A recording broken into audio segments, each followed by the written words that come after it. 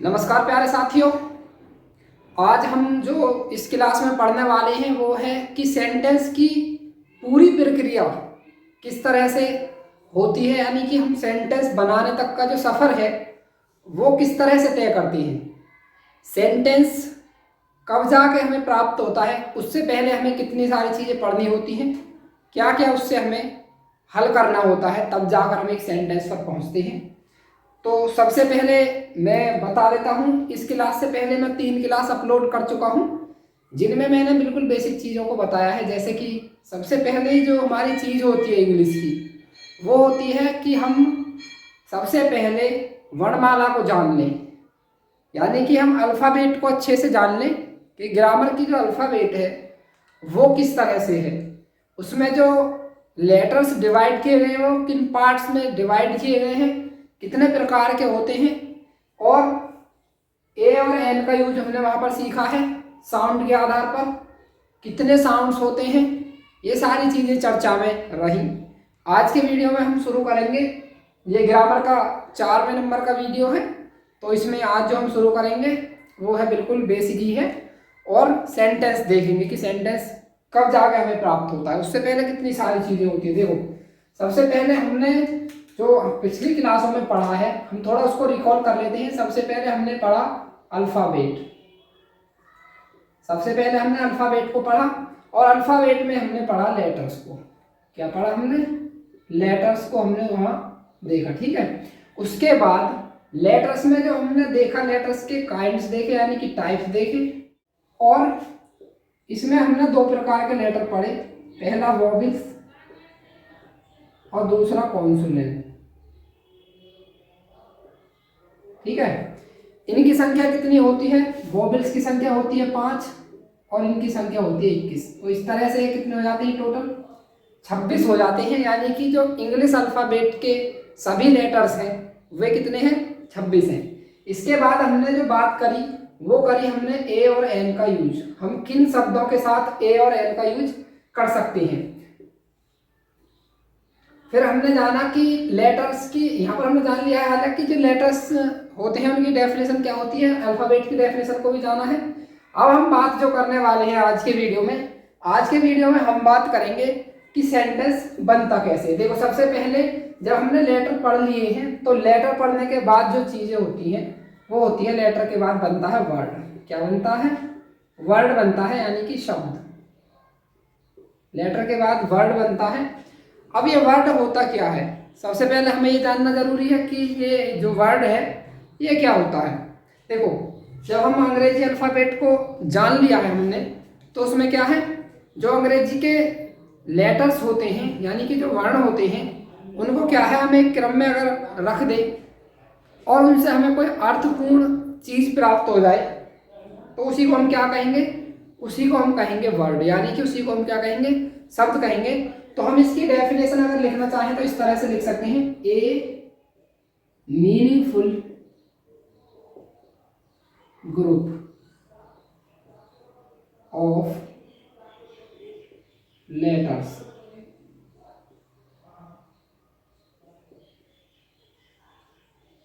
Is called a word, is called a word. A meaningful group of letters is called a word, यानी कि अक्षरों का एक सार्थक समूह होगा, और उस सार्थक समूह को हम क्या कहेंगे? उस सार्थक समूह को ही हम वर्ड कहेंगे। अब यहाँ पर सार्थक शब्द जो हमने यहाँ पर नाम लिया है, सार्थक, सार्थक का मतलब यहाँ पर समझेंगे। देखो, सार्थक का मतलब होता है जिसका कोई अर्थ हो। क्या हो? जिसका कोई अर्थ हो, उसको हम क्या कहते हैं? सार्थक होता है। देखो, यहाँ पर जो ये शब्द है, जो यहाँ पर ये डेफिनेशन है मीनिंगफुल ग्रुप ऑफ लेटर्स, यहाँ पर मीनिंगफुल इसीलिए लगाया गया है। देखो, ग्रुप तो हम लिख सकते हैं लेटर का कई प्रकार से, तो गलत तरीके से भी हम लिख सकते हैं। जैसे मान लीजिए हम यहाँ पर एक शब्द लेते हैं फादर, FATHER। अब आपको पता है कि फादर का मतलब क्या होता है? फादर का मतलब होता है पिताजी। लेकिन अगर हम इन्हीं लेटर्स को बिगाड़ कर लिखते हैं, यानी कि THERAF, देखो सारे अक्षर वही हैं जो फादर में है, लेकिन इनका क्या है, हमने इनका हमने क्रम बिगाड़ दिया है और इसका कोई भी अर्थ नहीं है। तो यही मतलब है कि जो मीनिंगफुल इनका अर्थ होना चाहिए, ठीक है। तो ये वाला शब्द हम सही मानेंगे, ठीक है, लेकिन जो नीचे वाला शब्द है वो हम शब्द नहीं मानेंगे क्योंकि हमें कोई अर्थ नहीं देता है। तो उसी को हम शब्द कहेंगे जो हमें अर्थ देगा। तो हम समझ गए कि अक्षरों का ऐसा समूह जो हमें कोई अर्थ प्रदान करे उसको हम क्या कहेंगे, उसी को हम शब्द कहेंगे, यानी कि उसी को हम वर्ड कहेंगे। इसके बाद जब हम बात कर लेते हैं वर्ड की, तो वर्ड से कुछ चीज और निकलती है, ठीक है। तब तक ये आप नोट कीजिए। यहाँ पर अभी थोड़ा कम जगह है तो मैं नेक्स्ट स्लाइड पर बताऊंगा आपको। ये आप स्क्रीनशॉट ले सकते हैं या फिर नोट कर सकते हैं अपने नोटबुक में। तो अभी तक हमने समझा है शब्द किसे कहते हैं, यानी कि वर्ड। अब हम बात करेंगे दूसरी चीज, फ्रेज पर। किस पर? फ्रेज पर अब हम बात करेंगे। और फ्रेज का मतलब ही होता है हिंदी में वाक्यांश। क्या होता है? वाक्यांश। फ्रेज का मतलब होता है वाक्यांश। अगर हम वाक्यांश को दो शब्दों में तोड़कर पढ़ें तो इसका जो संधि विच्छेद होगा वो होगा वाक्य प्लस अंश। यहां से आपको एक चीज बिल्कुल क्लियर होगी जो वाक्य है उसका कोई अंश होगा। क्या होगा? उसका कोई अंश होगा, यानी कि ये पूरा वाक्य नहीं होगा, पूरा सेंटेंस नहीं होगा, सेंटेंस का एक पार्ट होगा। देखो, इसकी अगर हम डेफिनेशन की बात करें तो इसकी डेफिनेशन हो सकती है a group of words without subject और वर्ब। अब यहां पर यह और जो लगाया गया है, यहां पर और का मतलब है अथवा, या तो उसमें कोई सब्जेक्ट हो सकता है या फिर वर्ब हो सकती है। लेकिन एक बात याद रखेंगे, उसका अपना पूरा अर्थ नहीं होता है। क्या होता है? उसका पूरा अपना अर्थ नहीं होता है। जैसे मैं यहाँ पर एक अगर एग्जाम्पल की बात करूं तो यहाँ पर देख सकते हैं my best friend, my best friend, यही एक क्या है? एक वाक्यांश का उदाहरण है, माई बेस्ट फ्रेंड। यहाँ पर इतना तो हो सकता है, लेकिन अगर इतना है तो यहाँ पर क्या है? वर्ब नहीं होगी, ठीक है। क्या नहीं होगी? वर्ब नहीं होगी। लेकिन दूसरा उदाहरण अगर हम देखें तो इस तरह से हो सकता है वॉज वर्किंग, वॉज वर्किंग। ये भी एक क्या है? फ्रेज है। जैसे कि मैं अगर एक एग्जांपल आपको बोलकर बताऊं, Ram my friend was working. मैंने राम को अपना दोस्त बताया है, वॉज वर्किंग उसके लिए यूज किया है। लेकिन अगर हम ऐसे ही यूज कर रहे हैं वॉज वर्किंग, तो ये वॉज वर्किंग किसके लिए यूज हुआ है? ये राम के लिए हुआ है। अगर हम इसको अलग लिखते हैं तो इसका अलग कोई भी अर्थ नहीं होगा, ठीक है। जब तक हम फ्रेज को वाक्य में प्रयोग ना करेंगे तब तक उसका कोई भी अर्थ नहीं होता, ठीक है। तो आप इस तरह से याद रख सकते हैं, a group of words without subject और वर्ब। बिना सब्जेक्ट या वर्ब, जो शब्दों का समूह होगा वही क्या कहलाएगा? वही फ्रेज कहलाएगा, यानी कि वही वाक्यांश कहलाएगा। अब बात करते हैं कि फ्रेज जो होती है ये कितने प्रकार की होती है। तो सबसे पहले इधर देखेंगे आप, यहाँ पर सबसे पहला होता है नाउन फ्रेज। नाउन फ्रेज, अभी जब हमने नाम दिया है तो नाउन फ्रेज काम क्या करेगा? नाउन फ्रेज काम भी करेगा नाउन का ही। क्या करेगा? नाउन का ही। जैसे हम यहाँ पर अगर नाउन फ्रेज का एक एग्जांपल लें तो हो सकता है बेस्ट फ्रेंड, बेस्ट फ्रेंड, थोड़ा यहाँ से देखेंगे बेस्ट फ्रेंड। उसके बाद दूसरा जो उदाहरण होगा, यानी कि दूसरा जो प्रकार है वो होगा वर्ब फ्रेज। वर्ब फ्रेज, तो वर्ब फ्रेज है तो ये वर्ब का ही काम करेगी। इस तरह से हम लिख सकते हैं वॉज वर्किंग, वॉज वर्किंग। तीसरा प्रकार है adjective phrase, adjective phrase.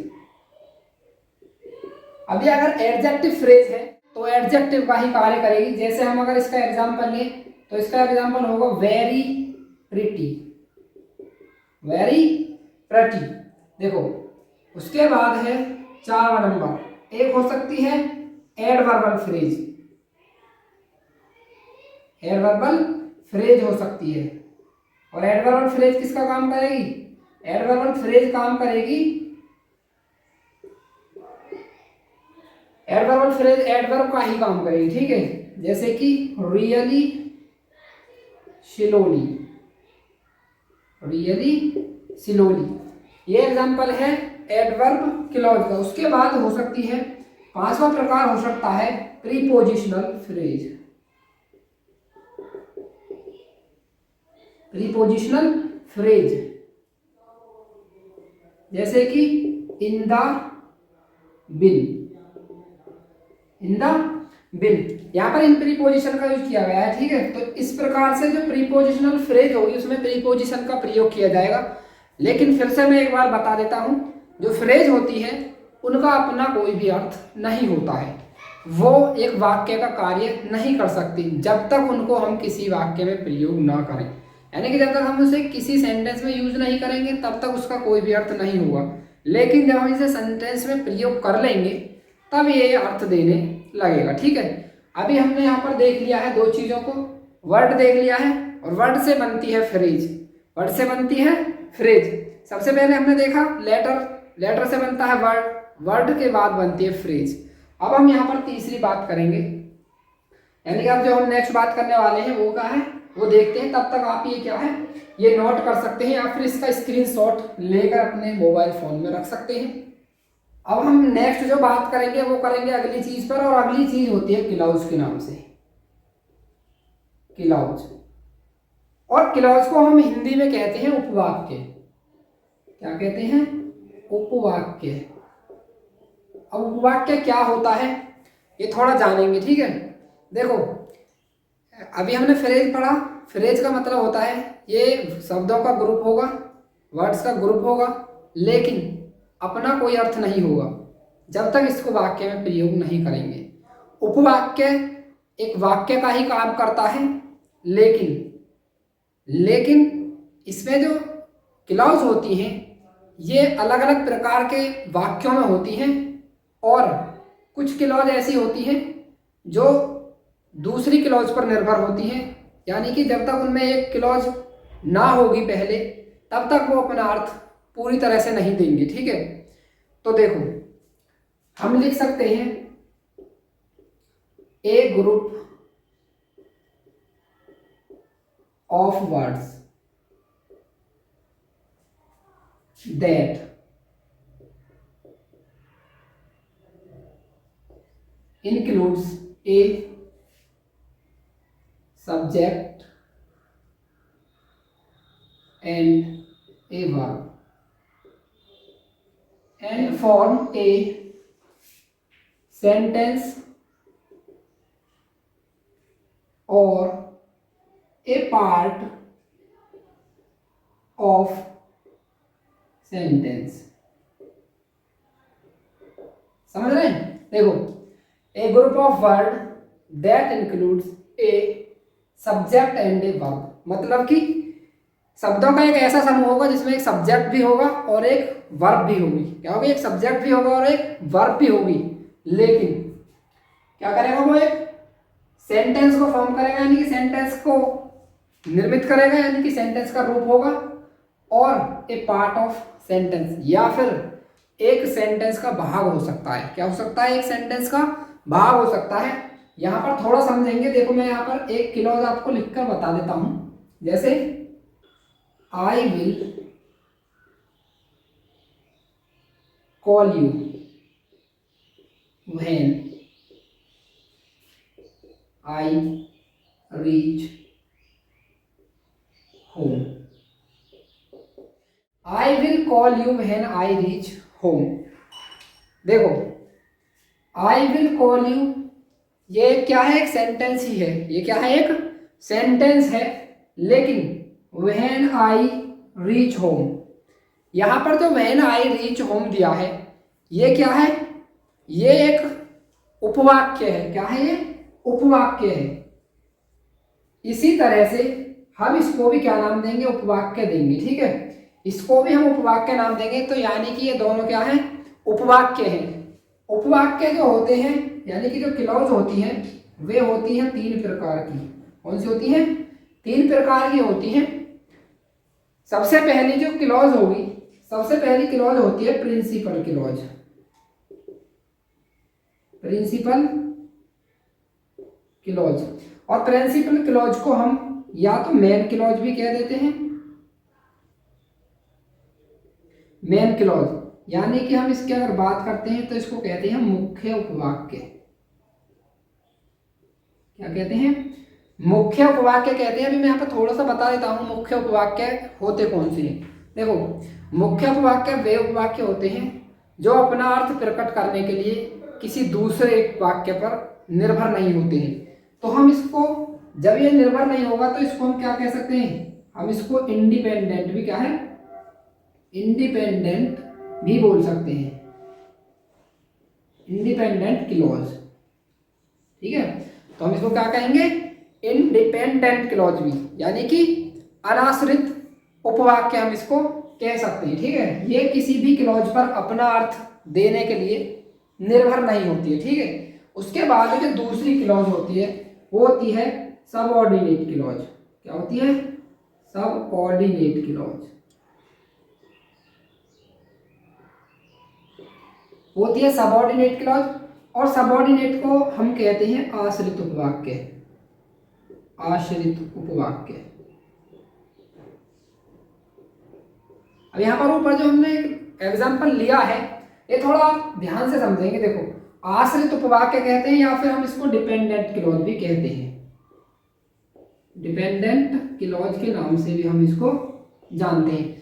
Dependent clause के नाम से हम इसको जानते हैं तो डिपेंडेंट क्लॉज का मतलब होगा कि किसी ना किसी अन्य क्लॉज पर डिपेंड होगी, यानी कि अपना अर्थ देने के लिए किसी क्लॉज पर निर्भर होगी। अब यहाँ पर आप ये थोड़ा गौर करेंगे, I will call you when I reach home. देखो, अगर हम यहाँ ये सेंटेंस ना लें, हम लिखे व्हेन आई रीच होम, तो आपको कैसा लग रहा है, ये क्या है, अपना अर्थ प्रकट नहीं कर पा रहा है। लेकिन अगर हम ये सेंटेंस इसके साथ बोलते हैं I will call you when I reach home, तो आपको लग रहा होगा कि इसकी वजह से, यानी कि इस उपवाक्य की वजह से, इस क्लॉज की वजह से ये क्लॉज भी अपना अर्थ क्या है, हमें सही ढंग से दे रहा है, ठीक है।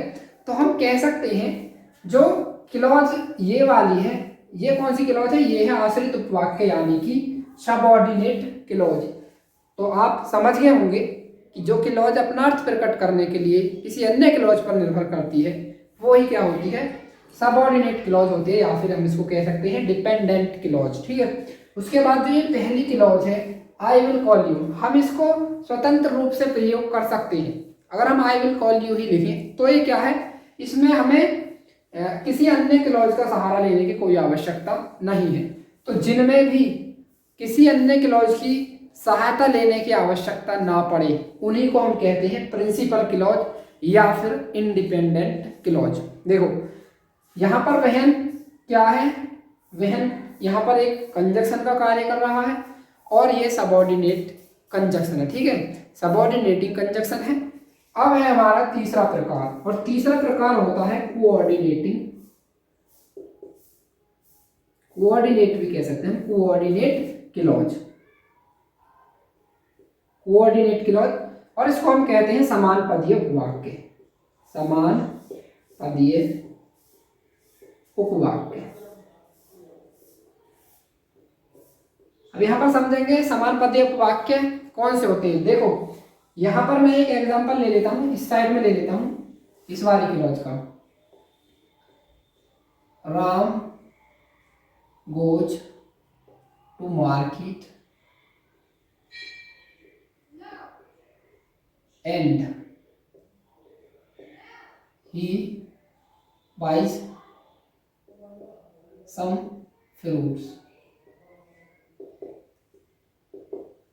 Ram goes to market and he buys some fruits.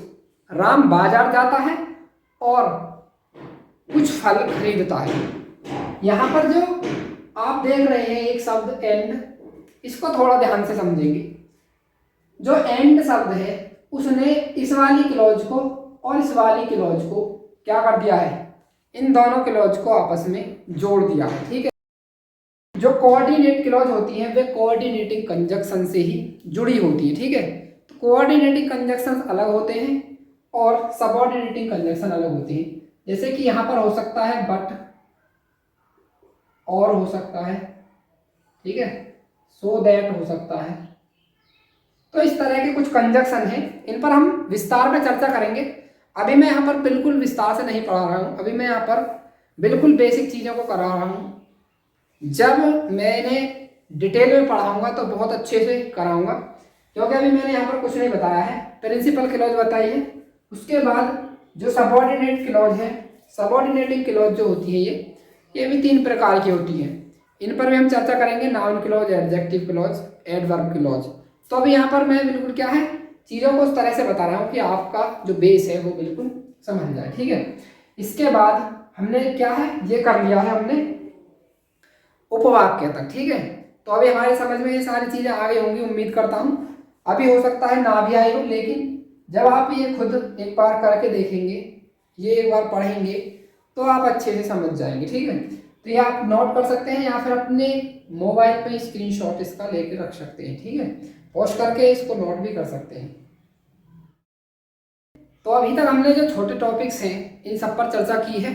अब हम बात करेंगे लास्टली सेंटेंस पर। सेंटेंस, अब हम बात करेंगे सेंटेंस पर कि सेंटेंस कहते किसको हैं, जानेंगे। देखो, सेंटेंस को सबसे पहले हम क्या हिंदी में वाक्य कहते हैं। सेंटेंस को हम हिंदी में क्या कहते हैं, वाक्य कहते हैं। अगर हम बात करते हैं इसकी डेफिनेशन की, क्या करते हैं हम, इसकी डेफिनेशन की बात करते हैं, तो हम कह सकते हैं ए meaningful group of words.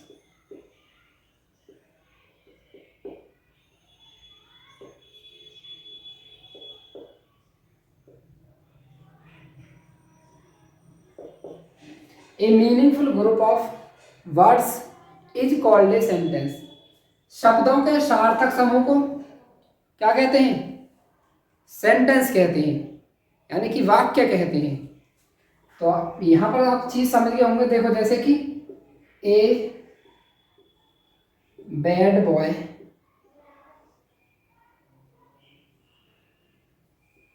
abused me, a bad boy abused me।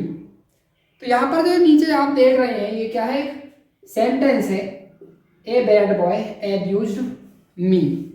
तो ये क्या है, हमें एक पूरा अर्थ दे रहा है, तो हम इसको कह सकते हैं एक सेंटेंस। क्या कह सकते हैं हम इसको, एक सेंटेंस कह सकते हैं। लेकिन अगर हम बात करें ए फार्मर, ए फार्मर, अगर हम बात करते हैं ए फार्मर और आगे इसमें कुछ भी ना लिखें, या फिर हम इज लिख दें, तो ये क्या है, ये पूरा अर्थ नहीं दे रहा है।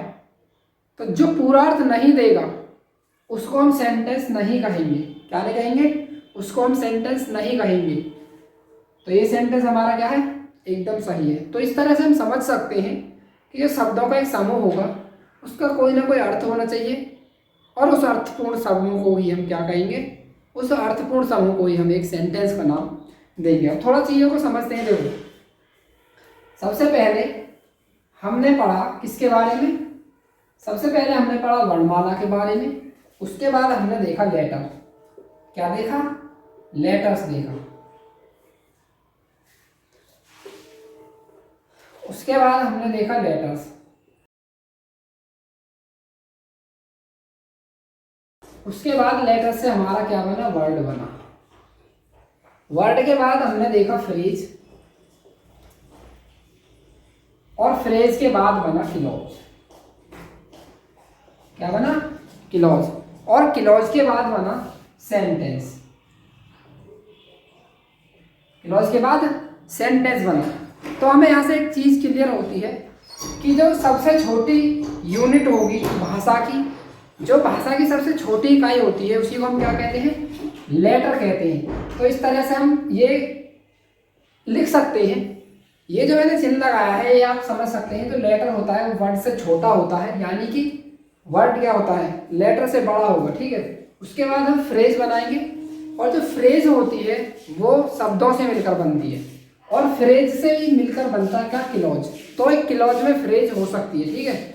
उसके बाद हम जो बात करेंगे वो बात करते हैं हम सेंटेंस की। तो सेंटेंस का जो निर्माण होता है इस तरह से होता है, ये चक्र चलता है, ठीक है। तो सबसे पहले लेटर होता है, लेटर से एक वर्ड बनता है, वर्ड से फ्रेज बनता है, फ्रेज से क्लॉज बनती है, और फिर क्लॉज मिलकर क्या बनाती है, सेंटेंस बनाती है। तो आज की क्लास उम्मीद करता हूँ आप सभी को बहुत अच्छी लगी होगी और सब कुछ समझ में आया होगा, ठीक है। अगर आपको ये क्लास अच्छी लगे तो आप वीडियो को लाइक कर सकते हैं, और जब आप ये क्लास करेंगे तो आपको एक लगेगा कि मतलब हाँ आपने कुछ किए। इससे पहले जो क्लासें की गई इनमें बहुत ज़्यादा बेसिक चीज़ें मैंने बताई हैं, तो आप वो क्लास ज़रूर लें। तो आज की वीडियो में बस इतना ही, मिलते हैं नेक्स्ट वीडियो में, तब तक के लिए धन्यवाद। जय हिंद, वंदे मातरम साथियों।